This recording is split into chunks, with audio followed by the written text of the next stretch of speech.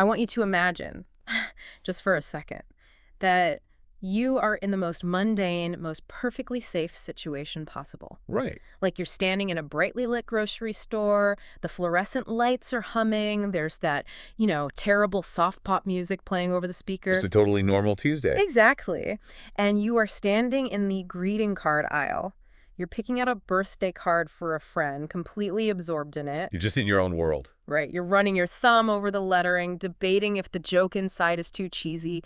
You feel entirely secure. I mean, you're in public. There are cameras everywhere. Of course. But what you don't realize is that this exact moment of distraction, this utterly boring everyday scenario, is precisely where a predator might be standing just a few feet away watching you. Wow. Yeah, it is a chilling image because it violates our core assumptions about safety. It really does. We're socially conditioned to associate danger with dark alleys, abandoned parking lots, the stereotypical shadows where the boogeyman hides. Like out of a movie. Exactly. But true danger, the kind of predatory behavior we're exploring today, it doesn't hide in the dark.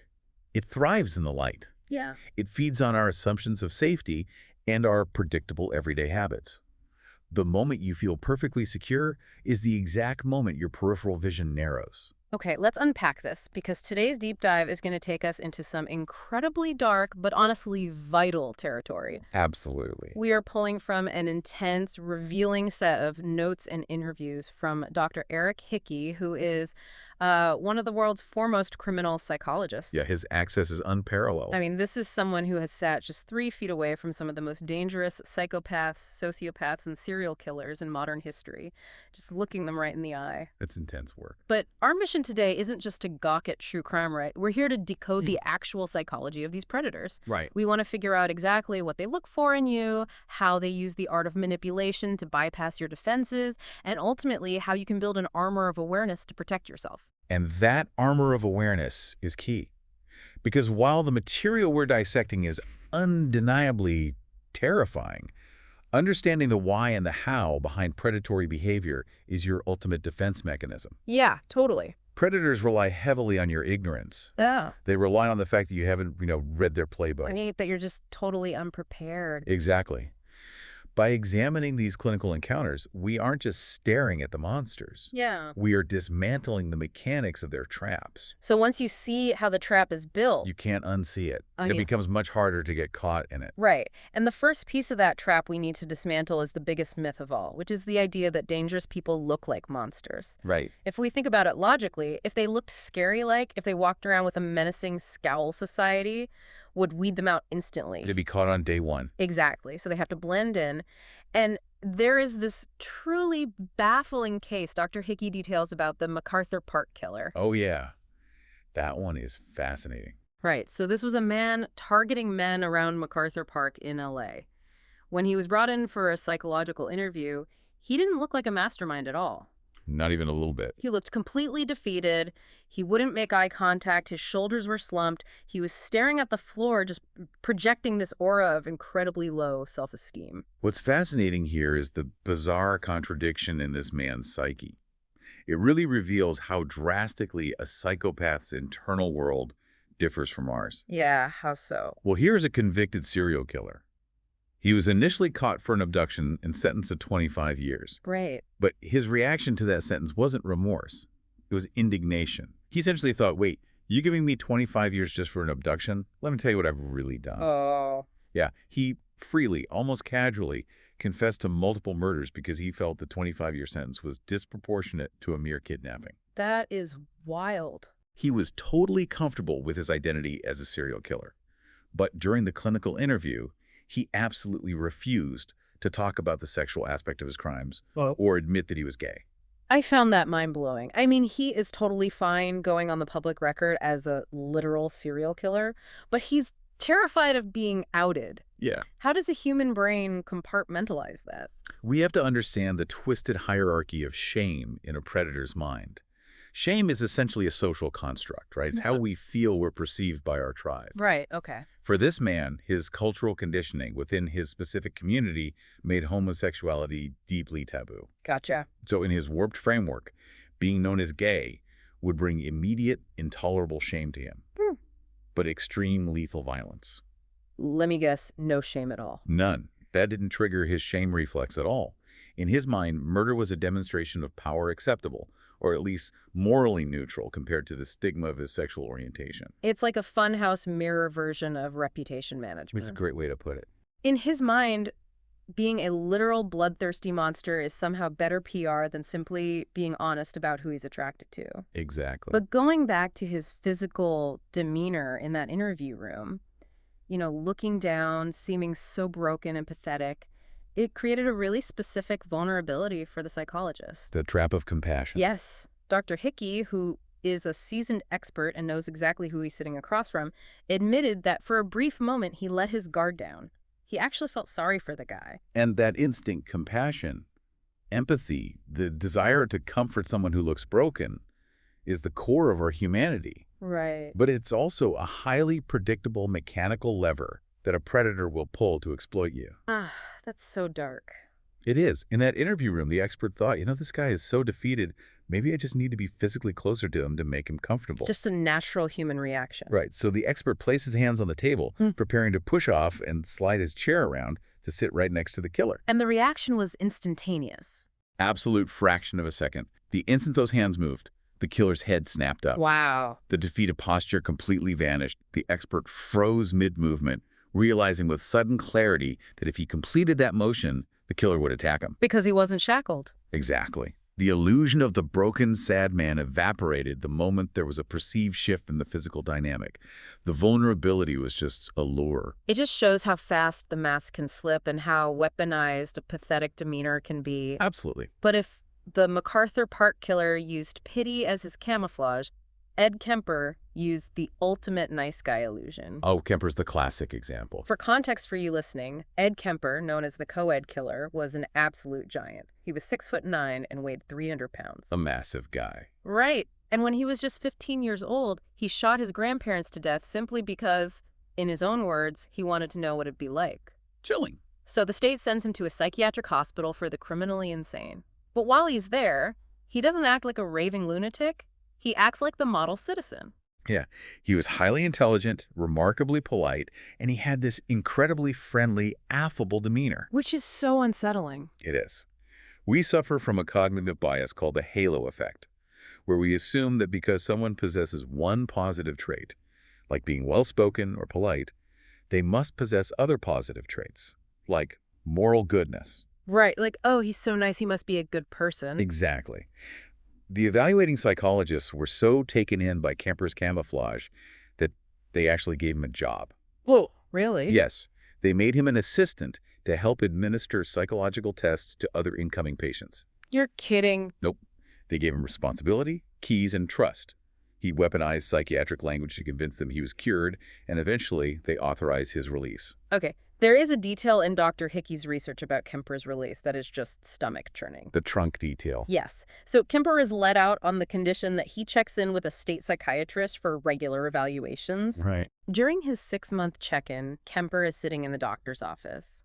The psychiatrist is looking across the desk, beaming with professional pride, praising Kemper for his phenomenal progress. Praising him for getting over his adolescent rages, specifically. Right. And Kemper is smiling back, making perfect eye contact, saying, "Yes, doctor, without your help, I wouldn't be here. Now I can finally be a normal member of society." Right.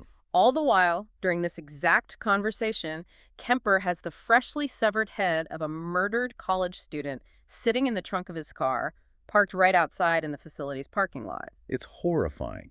But if we connect this to the bigger picture of everyday safety, it exposes a massive systemic vulnerability in how human beings assess threats. Right. How so? We constantly dangerously conflate articulate with safe. Wow. Kemper used his intelligence as an impenetrable shield. He explained in later interviews that female college students would be hitchhiking, knowing full well that a serial killer was actively hunting in their specific area. Right. They were terrified.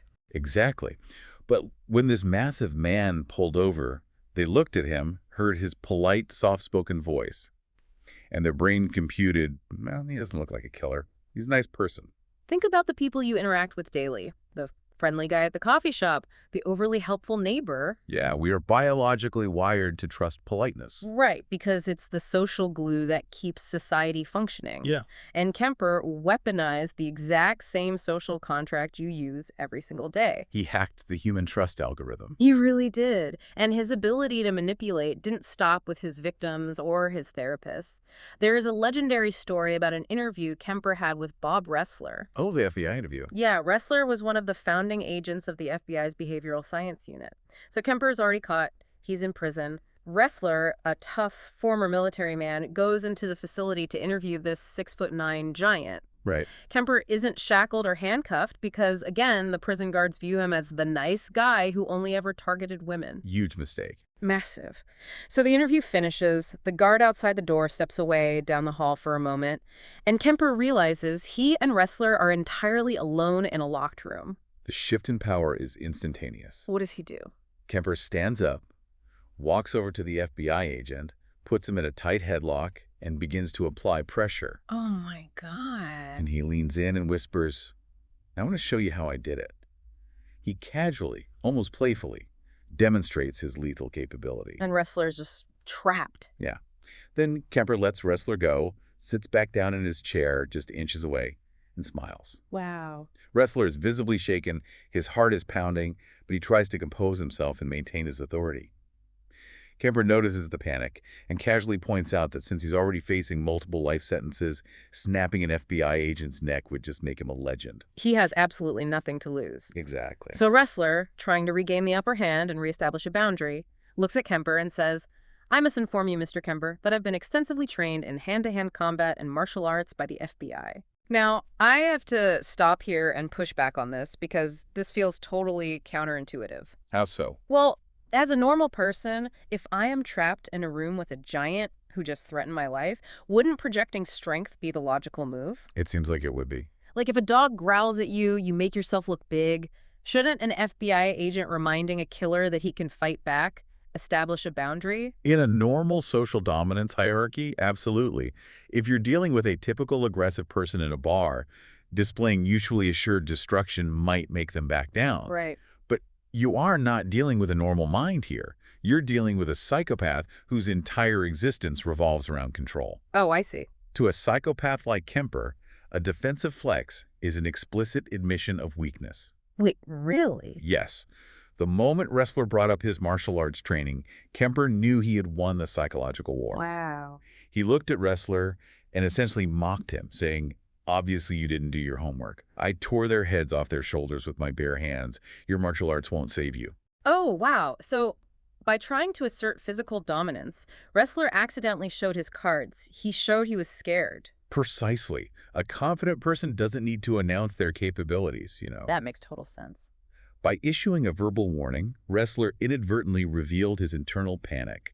He gave Kemper exactly the fuel he desired, the visible, palpable proof of fear. And the way Kemper ends the encounter is pure psychological torture. It really is. The guard finally returns, the heavy metal door starts to unlock and open, and as Ressler's about to be saved, Kemper leans down and whispers just 2 words in his ear. Just kidding. Just kidding. He established total, absolute psychological dominance. He proved he could end this highly trained agent's life, watch the agent sweat, and then dismiss the terror as a casual joke. It wasn't about murder in that moment. It was purely a game of power. That underlying need for power is the crucial thread here, I think, because these predators don't broadcast their danger and because they can fake normalcy and politeness so effortlessly. Right, we can't rely on surface-level observations. Exactly. We have to look at the engine running beneath the hood. What actually drives them to do these things? And the research makes it clear, it is rarely spontaneous, uncontrollable rage. It's deeply calculated fantasy and an insatiable, desperate need for control. The psychological notes we're reviewing are incredibly blunt about this.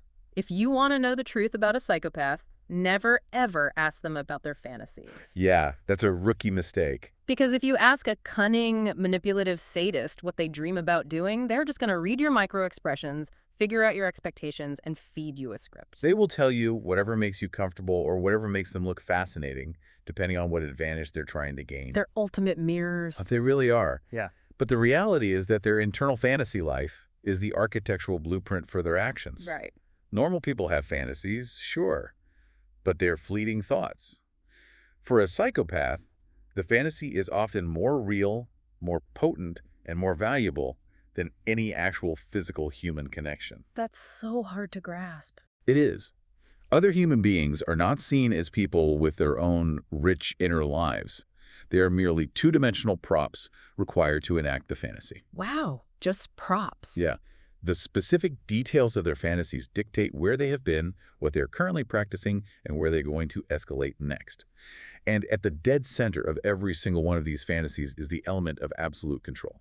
And there is a brilliant non-lethal example of how to expose that need for control in Dr. Hickey's files. There's this story of a man named Chuck. Oh, Chuck the bigamist. Yeah, so Chuck was a prolific bigamist. He was traveling around the country, legally marrying multiple women simultaneously, weaving these elaborate webs of lies just to systematically drain their bank accounts. Just a complete con artist. Totally. He eventually shows up at Dr. Hickey's church playing the role of the devout new member. But when Hickey does some digging, gets the actual legal receipts of Chuck's 4 concurrent marriages, and confronts him privately, Chuck's reaction is instantaneous. And he doesn't deny it, right? No, he doesn't deny it at all. Yeah. He bursts into hysterical tears, falls to his knees, and plays the Christian brother card, begging for forgiveness and compassion. It's the chameleon effect in real time. Yeah. Chuck rapidly assessed the environment, a church office, and instantly selected the defense mechanism mathematically most likely to work in that specific ecosystem, which was performative repentance. Just flipping a switch. Exactly. He could turn the tears on and off like a faucet, providing whatever emotional display he calculated would manipulate his accuser into staying quiet. But the psychologist doesn't just argue with Chuck or accept the tears. He tests him using a method he calls poking the bear. This is such a smart tactic. It is. A few days later at a large church picnic, Chuck is on the sidelines, completely in his element, charming all the women, playing the misunderstood, sensitive guy. Right. So the psychologist publicly goads Chuck into joining a men's pickup basketball game. He calls him out in front of the women, pressures him, essentially trapping Chuck socially until he has no choice but to step onto the court to save face. And the catch is, Chuck is terrible at basketball. He has absolutely zero athletic skill. Right. And this is the crux of the behavioral experiment. The psychologist actively removed Chuck from the environments where his verbal scripts worked. Like the charming ladies' man or the pious victim. Exactly. He placed him in a physical arena where his manipulations were utterly useless. Yeah, you can't charm a basketball. No, you can't. Huh. On the court, Chuck couldn't control the ball, he couldn't control the movements of the other players, and most importantly, he was failing publicly. He was looking foolish. Within one single minute of losing that environmental control, Chuck's carefully crafted mask shattered. He stopped trying to play the game and started aggressively shoving people. Just immediate rage. Yeah, moments later, he threw a punch and actually hit another player. I love this concept for everyday life. If you suspect someone is a manipulative predator or even just a toxic narcissist, you don't confront them in their domain where they hold all the conversational cards. Right, that never works. You put them in an arena where their practice script is useless, and you watch what happens when they lose control. Exactly. Do they laugh it off with self-deprecating humor? Ow. Or do they immediately resort to anger, intimidation, or violence to reclaim their dominance? And for Chuck, the immediate default was violence. Yeah. And that innate need for control scales up to horrifying extremes when we look at violent predators. Like the I-5 killer. Exactly. Randall Whitfield. On paper, he was the American dream. He was a handsome, charismatic, former draft prospect for the Green Bay Packers. He looked great on the surface. But beneath that exterior was a deeply narcissistic, egotistical core. When his football career failed, he evolved into a serial rapist and killer hunting along the Interstate 5 corridor. His methods were brutal. Very calculating. His modus operandi was to enter small businesses where women were working alone, bind them with duct tape to establish total physical control, force them into sexual acts at gunpoint, and then shoot them in the head. But there's a massive anomaly in his timeline, right? Whitfield spared one woman. Out of all his victims, he left one alive. Yes.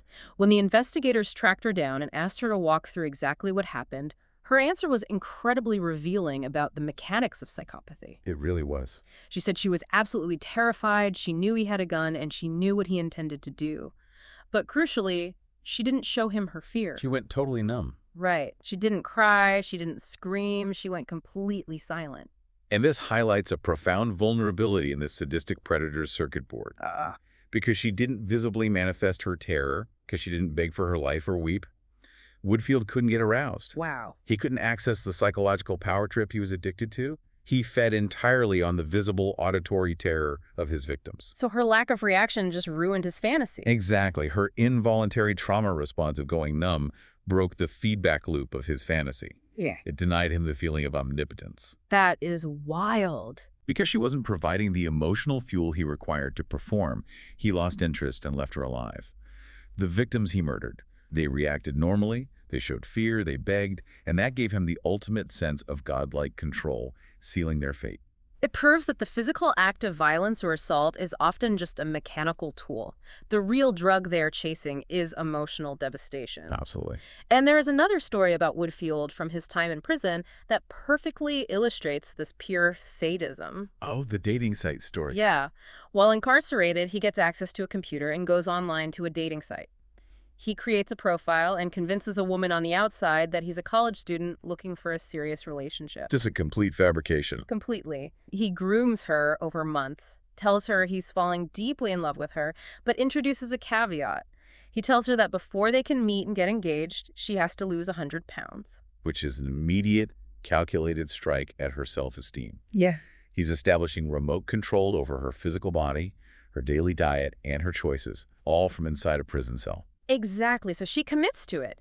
She spends months dieting and exercising. She actually loses the 100 pounds. Wow. She flies all the way to Oregon to surprise him at the college campus address he provided, only to pull up and discover the address is a maximum security state penitentiary. Which is just devastating. Totally. Confused and heartbroken, she speaks to the warden, explains the situation, and demands to see Woodfield. And because Woodfield is a narcissist who wants to bask in the culmination of his grand game, he actually comes out to the visiting room glass. He wants to see his handiwork. Right. She is standing there, looking fantastic, having achieved this massive goal entirely for him.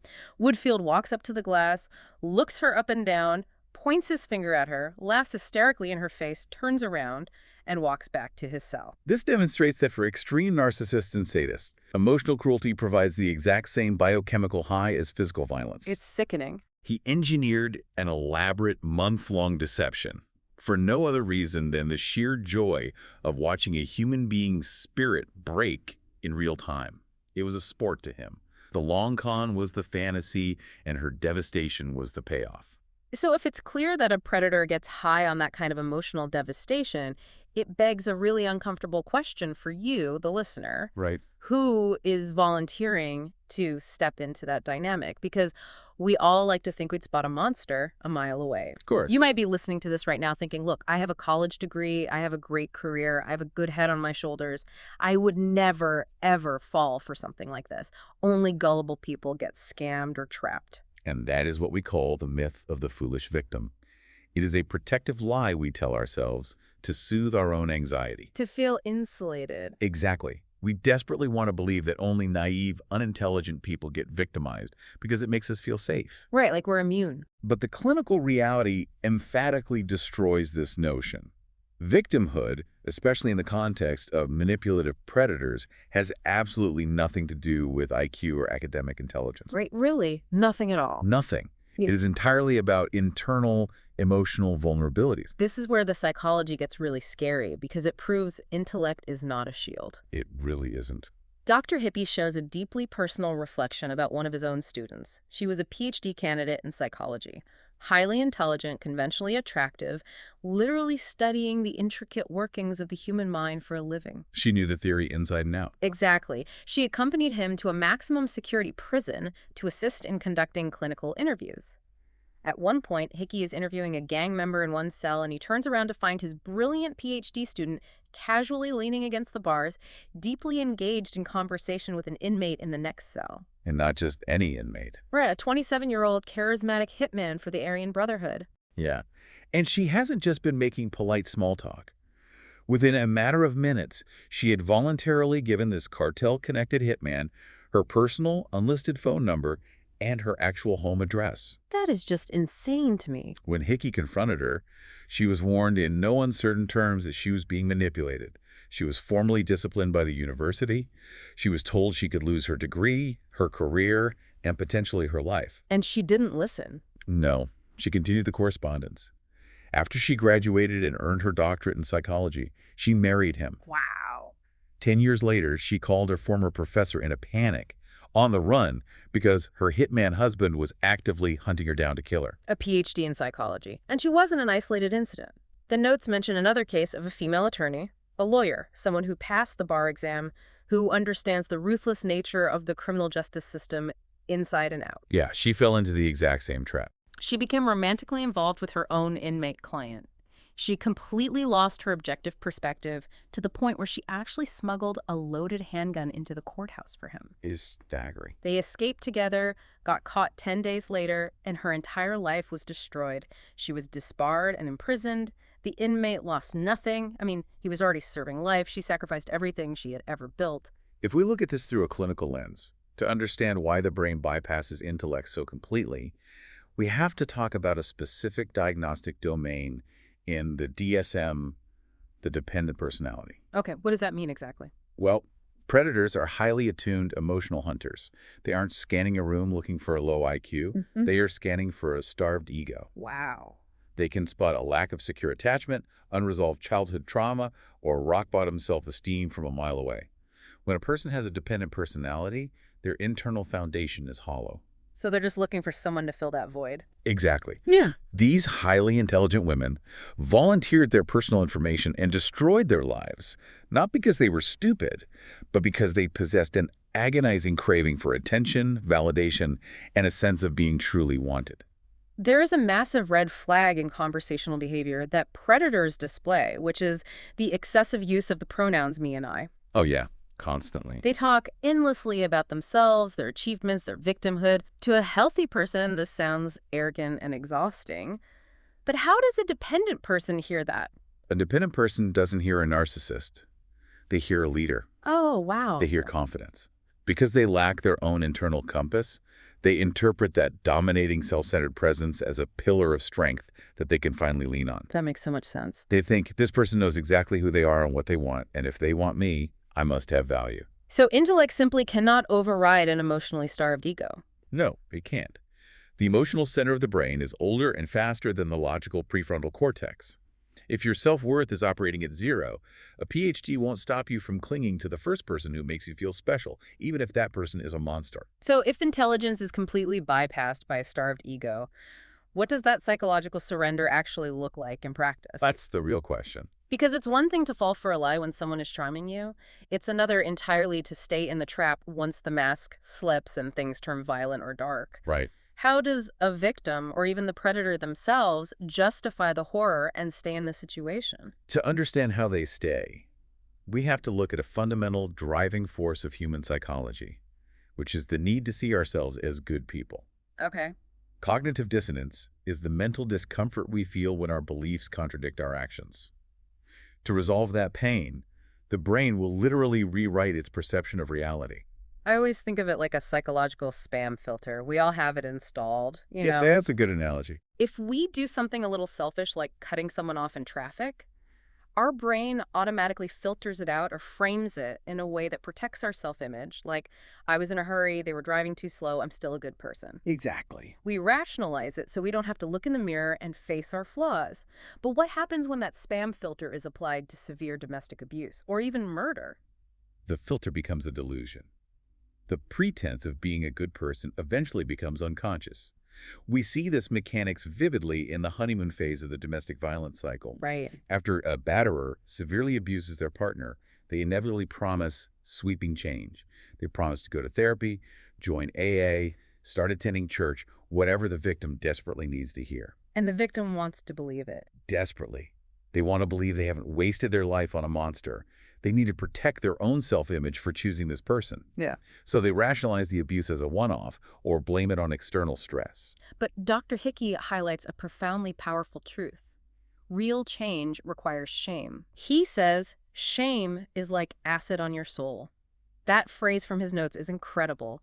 Real, fundamental change is agonizing. It requires time, effort, money, and deeply painful self-reflection. You have to admit you are broken. Right. And predators and liars just bypass the shame entirely. They just say they've changed. And because the dependent partner wants so badly to believe their life choices are still valid, they accept the cheap apology in place of actual behavioral change. And this cycle of rationalization, what we call coercive control, can escalate into a vacuum where reality ceases to exist. Like with Carol Bundy. Yes.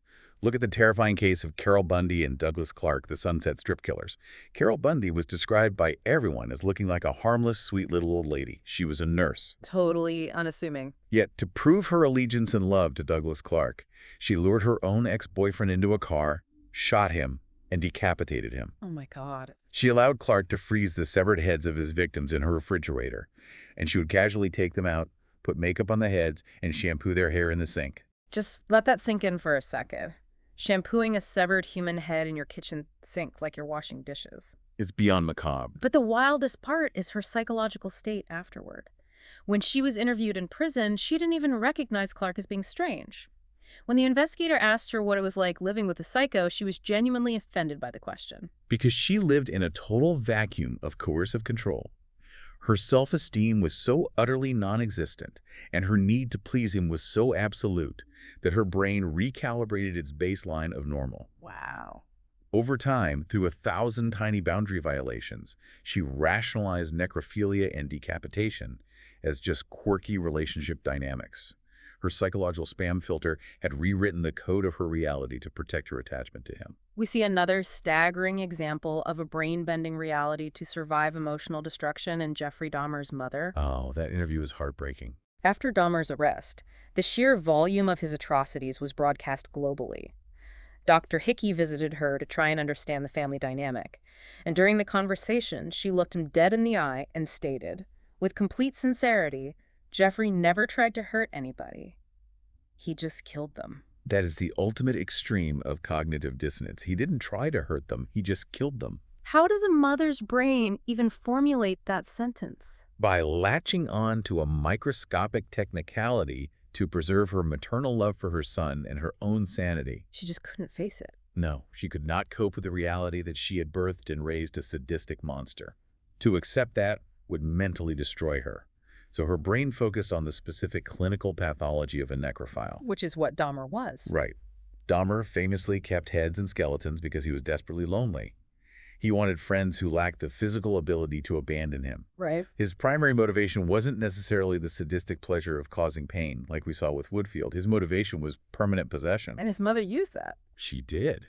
She took that psychological nuance, that the goal was possession, not pain, and used it to build a massive rationalization where her son wasn't evil, just a deeply misunderstood, lonely boy who made mistakes. It's tragic. It is tragic, but it shows how powerfully our minds will warp reality to protect our core attachments. Hearing about cases like Dahmer or Bundy and Clark, it inevitably forces a question that I think everyone asks when they consume this kind of material. Right. Are they insane? Exactly. Are these people legally insane? We have to figure out where the boundary is between a broken, sick mind that needs medication and a truly dark soul. And the clinical statistics are going to shock a lot of people because popular media has heavily distorted this. How so? Well, there's a common cultural assumption that anyone who commits serial murder or family annihilation must be crazy or mentally ill. But the reality is covered by what we call the 3% rule. Okay, what is that? Only 2 to 3% of serial killers are actually clinically, legally, mentally ill. Wait, only 2 to 3%? That can't be right. You're telling me 97% of serial killers are perfectly sane. Yes, and we have to define our terms carefully here. That 2 to 3% includes individuals suffering from severe schizophrenia or an active psychotic break. Meaning what, exactly? That means they are hallucinating, hearing voices commanding them, and they genuinely legally do not know right from wrong at the exact moment of the crime. Okay. The vast overwhelming majority, the other 97%, have personality disorders. They are narcissists, sociopaths, psychopaths. Under the law, they are completely sane. Wow. They know exactly what they are doing. They know society deems it evil. They know it is illegal, and they take steps to avoid getting caught, which proves they understand consequence. They simply do not care. So we can't let them off the hook by excusing their behavior as a sickness that they have no control over. It is a conscious, calculated choice. Exactly. I want to look at the case of Chris Watts. The man from Colorado who murdered his pregnant wife and two young daughters, hiding their bodies in oil tanks. I have to push back hard on this one. You're telling me a guy who annihilates his entire family, his own toddlers, simply because he wanted to start a new life with his mistress, is legally sane. It's hard to accept. It defies basic human logic. To a normal listener, to a normal parent, that is crazy. How is that not a mental illness? It is deeply disturbing, but we have to separate moral insanity from clinical insanity. Yeah. Watts likely wasn't a clinical, lifelong psychopath in the way Kemper was. He didn't have a long history of violence. So how does a seemingly average guy do that? The psychological assessment explains that the average person in that situation wanting to be with a mistress just gets a messy divorce. Right. But to annihilate your entire family, not in a crime of sudden fiery passion, but with cold, calculated utility over several hours, requires a person to willingly cross a moral event horizon. Wow. They have to actively choose to enter what clinicians call a specific dark place. Like a psychological vault where empathy is shut off. Yes, and once a person goes into that dark place to commit an act that horrific, they can never mentally return. Why not? Because returning to their normal state of empathy would require facing the sheer incomprehensible horror and emotional accountability for strangling their own babies. Which would break them completely. Exactly. To avoid that psychological annihilation, they just stay in the darkness. They shut the door behind them and lock it. It defies clinical diagnosis because it isn't a disease affecting the brain's chemistry. It is a profound failure of the human soul. It is categorized simply as pure evil. It's chilling. And while we are dismantling our assumptions about who these predators are and how their brains work, we have to address a major blind spot female serial killers. Yes, this is often overlooked. Society has this deeply ingrained Hollywood-driven image of the predator as the creepy man lurking in the dark alley. But the research points out that a staggering 16% of serial killers are female. And for a very long time, law enforcement and the FBI practically denied they even existed, really. Yes. The profiling models were built entirely around male behavior. When Aileen Wuornos was caught in the 1990s, they labeled her the first female serial killer, which was historically inaccurate. Why did they single her out then? They only recognized her because she used a gun and shot people execution style, which the profilers categorized as killing like a man. They completely ignored the historical and ongoing reality of female serial murderers because their methods didn't fit the aggressive male-centric profile. Right. Female killers often don't use blunt force or firearms. They use poison, which is quiet and easily disguised as natural illness. Exactly. They target their own family members, their children, their husbands, or they operate in environments where death is already expected and unquestioned, like nursing homes or hospitals. The medical field is a common setting. There was the case mentioned in the notes of the Canadian nurse who injected multiple babies with fatal doses of medication, and it went unnoticed for a long time because babies in the ICU sometimes die. This highlights how our societal gender biases literally act as camouflage for predators. We just don't see them coming. No, we are hyper-vigilant against the aggressive, strange man on the street, but we completely drop our guard around the female caretaker, the nurse, the mother. Predators use whatever camouflage society hands them, and for female killers, the cultural assumption of maternal harmlessness is their greatest, most effective weapon. This brings us to the most crucial, applicable part of this deep dive. We've mapped the minds of these predators, we've seen how they mask themselves, how they control their victims, and who they target. The theory side. Right. Now, we must translate the psychological theory into actionable, everyday defense for you, the listener. How do predators test you in the real world, in broad daylight, and how do you stop them before they engineer access to your life? Well, predators rarely start with an extreme, obvious demand. They don't walk up and threaten you immediately. They start small. They start with stepping stones. They test your boundaries with microaggressions to see how compliant you are. Dr. Hickey gives a perfect real-world example, the foot fetish test. Okay, what is that? Imagine a female college student walking to her car in broad daylight across a busy campus wearing sandals. A seemingly normal, polite man approaches her and says, "Excuse me, I know this is random, but I just wanted to say, you have really pretty feet." I mean, it seems a little weird, maybe a bit awkward, but mostly harmless, right? Yeah. A slightly eccentric compliment. That is exactly what he wants you to think. But it's a highly calculated test of your boundary-setting mechanisms. Oh, wow. If she smiles nervously, says thank you, and accepts the compliment to be polite, his next step is a small escalation. Would you mind just slipping one shoe off for a second? And if she does that, If she complies with that, out of shock or a deep-seated desire not to be rude, the next question is, can I touch your foot? Then it's, can I kiss it? It is a rapid, systematic escalation of boundary violations masquerading as innocent quirks. think about how many times you've been polite to a stranger who is making a weird request just because you didn't want to make a scene. We all do it. From childhood, we are conditioned to be accommodating, to not rock the boat, to smile. That social conditioning, that desperation to be polite, is exactly what predators are banking on. Right. You are handing them the keys to your personal boundaries because you are terrified of being perceived as awkward or a bitch. And they know exactly where you are most likely to drop that guard and become distracted.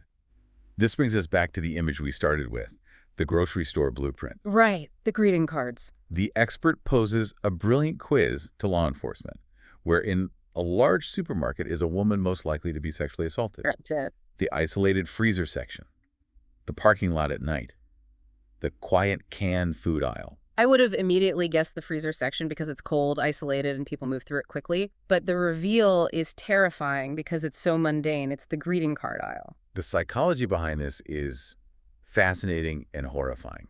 It has to do with how different demographics shop. When a typical man buys a greeting card, it is a transactional mission. He walks in, finds a card that says happy birthday, grabs it, and he is out in 30 seconds. Yep, very quick. But women, generally speaking, tend to engage more deeply with the emotional intent of the purchase. They linger. They read the inside messages. They check the envelope colors. They debate the sentiment. Which means they're distracted. Exactly. In doing so, they enter a state of complete mental distraction. They leave their physical environment and enter an internal emotional space. And the research shares actual security video evidence of this tactic in action. A woman is in the card aisle, down on one knee, completely absorbed in reading a card on the bottom shelf. Right. A man is captured on video standing at the end of the aisle, hiding behind a structural pillar. He isn't rushing. He waits patiently. Just waiting for the right moment. He waits until her friends wander off to another aisle and she is entirely alone and deeply distracted. Then he simply walks down the aisle, brushes past her almost imperceptibly, and walks right out the front doors of the store into the sunlight. And she has no idea. It wasn't until she got home later that she realized her clothing was covered in semen. He used her completely predictable, habitual distraction to engineer physical access, commit an assault, and vanish without ever raising an alarm. So how do we build concrete defenses against this? How do we stop being easy targets? Yeah, what are the strategies? The experts provide highly actionable strategies. First, do not look timid. Predators are lazy. They are looking for easy prey that won't fight back. Makes sense. When you walk down the street or through a parking lot, don't stare at your phone or the pavement. Keep your head up. Look people directly in the eyes. Oh, eye contact is huge. A predator relies on the element of surprise. If you make firm eye contact, you are non-verbally signaling, I see you, I am fully aware of my surroundings, and I will be a problem for you. Second strategy, do your homework. In the digital age, there is absolutely zero excuse not to run a basic background check on someone you are getting romantically or financially involved with. It's so easy now. We trust blindly because we want the fairy tale. But if a partner gets intensely angry or defensive that you are verifying their identity or their past, that is a massive neon red flag. Right. A healthy, good partner with nothing to hide will be glad you're taking smart steps to protect yourself. Third, listen to your gut. The research heavily aligns with Gavin DeBecker's seminal book, The Gift of Fear. Such a good book. Your intuition is not magic. It is a highly evolved biological survival mechanism. Your subconscious is processing thousands of micro-cues. A slight shift in tone, asymmetrical body language, a micro-expression of anger that your conscious brain hasn't registered yet. Wow. If a situation feels wrong, if a person feels off, do not use logic to rationalize it away in the name of politeness. It is infinitely better to run away, make a scene, and look a little silly than to be polite and end up in the trunk of a car. And finally, beware what the experts call the eye of the storm. We have the cinematic idea that abusive or dangerous relationships are always loud, chaotic, and filled with screaming. Like in the movies. Right. But in a domestic argument, a normal, healthy fight usually involves some raised voices, visible frustration, and emotional venting. Yeah. A true psychopath, however, can destroy a victim quietly. They can sit there across the kitchen table, entirely physically calm, speaking in a low, measured, monotone voice, and absolutely tear a person's psyche to shreds without ever raising their voice. The calm isn't peace. It is absolute, terrifying, calculated control. Exactly. To synthesize all of this, the overarching theme we must take away is that predators are not lurking in the shadows wearing striped shirts and carrying bags with dollar signs on them. They're right in front of us. They are among us. They look completely normal, articulate, and often very charming. They're constantly testing our boundaries with seemingly innocuous requests, and they prey directly on our deepest insecurities, our need for validation, and our societal conditioning to be compliant. But armed with this knowledge, you fundamentally change the dynamic. You remove their primary, most effective weapon, the element of surprise. When you understand the psychological mechanics of how they engineer access, you stop being a passive participant in their fantasy. You become a hardened target. Awareness is the armor. Understanding that intelligence isn't a shield against manipulation, but emotional self-reliance and situational awareness are. Before we wrap up this deep dive, I want to leave you with a chilling but empowering thought that builds on everything we've discussed today. We talked about predators engineering access in the physical world, waiting patiently in grocery store greeting card aisles, or tricking a victim with a fake college address. Right. But think about your life today. With social media, a predator doesn't even need to follow you into the greeting card aisle to know exactly what distracts you, what you care about, and where you're vulnerable. It's all out there. They can do their homework on you long before you ever think to do a background check on them. They know your insecurities based on what you post. So what digital breadcrumbs are you leaving that a predator could use to engineer their way into your life? It's a vital question for the modern age.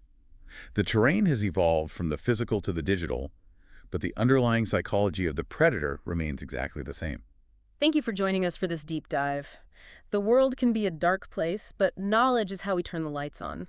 So the next time you're standing in that brightly lit grocery store, holding that birthday card, just remember to look up, stay curious, and stay safe.